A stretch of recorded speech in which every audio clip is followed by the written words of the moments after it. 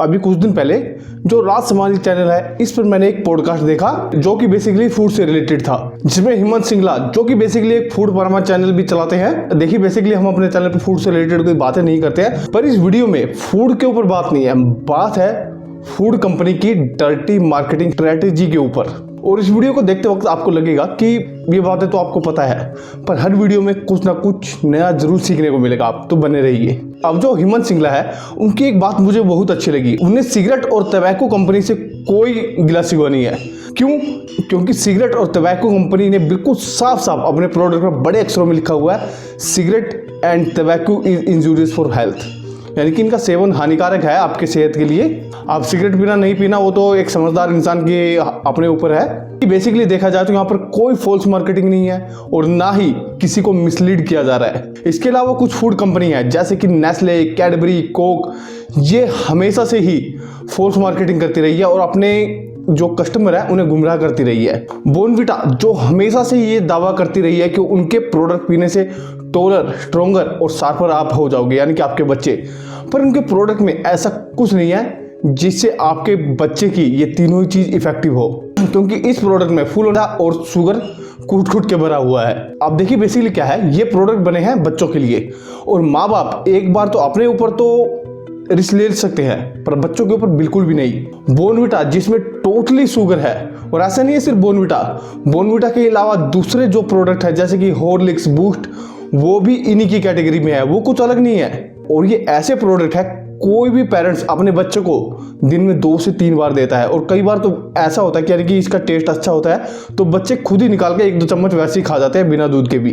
अब देखिए चॉकलेट को लेकर हमारे इंडियन की थिंकिंग है कि चॉकलेट एक बुरी चीज है, इसको खाने से कैविटीज होगी और आपके दांत खराब हो जाएंगे, तो इसके लिए खोजा जाता है एक दूसरा अल्टरनेटिव जिसे कहते हैं बिस्किट्स।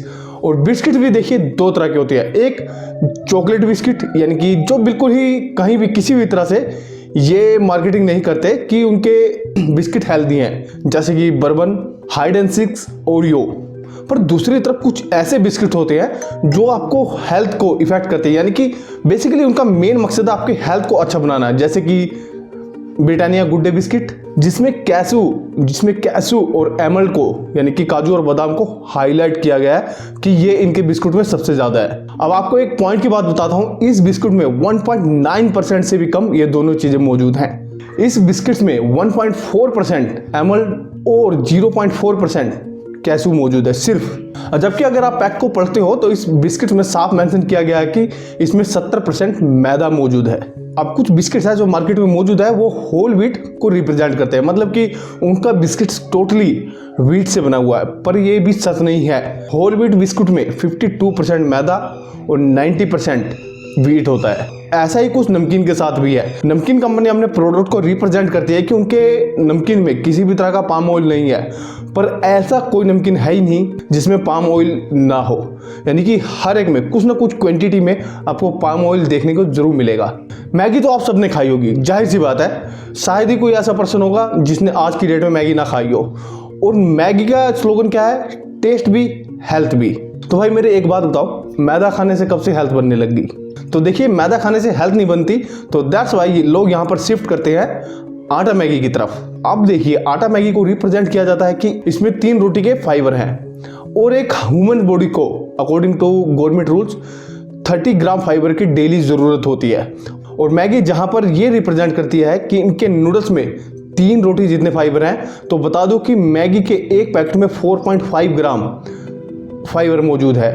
तो दैट्स मीन कि आपको कम से कम 6 पैकेट खाने पड़ेंगे तब जाकर आपको 30 ग्राम फाइबर मिलेगा। तो आई डोंट थिंक कि 6 पैकेट मैगी खाना आपके लिए सही होगा।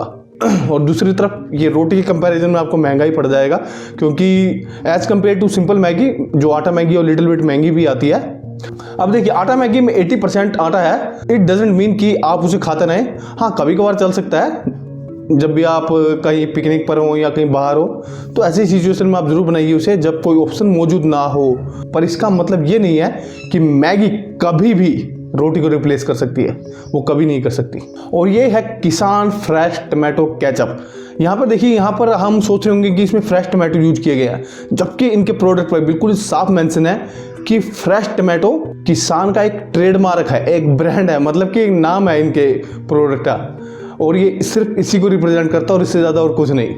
अब देखिए इस पॉडकास्ट में मैंने ये सीखा कि ना तो कोई कंपनी कुछ छिपाती है क्योंकि उन्होंने पीछे सब कुछ साफ साफ लिखा होता है, दूसरी तरफ ना वो छिपा सकती है क्योंकि एज पर गवर्नमेंट रूल उन्हें सब कुछ डिस्क्लोज भी करना होता है। पर अब जो मार्केटिंग स्ट्रेटेजी वो करते हैं ना, वो गलत है। सिगरेट और तंबाकू की तरह ये खुल के नहीं कहते कि ये इंजूरियस है आपकी हेल्थ के लिए। कंपनी जो है अपने प्रोडक्ट में शुगर को ग्राम में लिखने की जगह, जो कि एक आम मिडिल क्लास या फिर आम बंदा तय ही नहीं कर पाएगा कि आखिर 4 ग्राम कितना होता है, उसकी जगह पर अगर कंपनी लिख दे 2 या 3 या 4 स्पून, वो ज़्यादा बेटर रहेगा।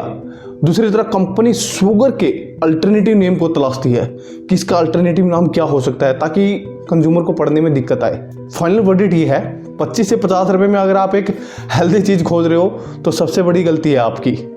दूसरी तरफ मेरे जो फैमिली डॉक्टर हैं उन्होंने मुझे एक बार बताया था कि कोई भी पैकेजिंग फूड कभी सेफ नहीं हो सकता, ना ही वो हेल्दी हो सकता है, और अब आप खुद समझदार हो। तो इट्स बेटर कि घर की बनी हुई गेहूं की रोटी, चावल, दलिया, खिचड़ी ये सब खाए, इसके साथ ही फ्रूट्स, और कुछ नहीं। और हाँ, ये जितने प्रोडक्ट अच्छे हैं कभी कभार के तौर पर, हफ्ते में 15 दिन में कभी कभार आप ले सकते हो, पर डेली बेसिस के तौर पर इन्हें कभी लेने की सोचे मत।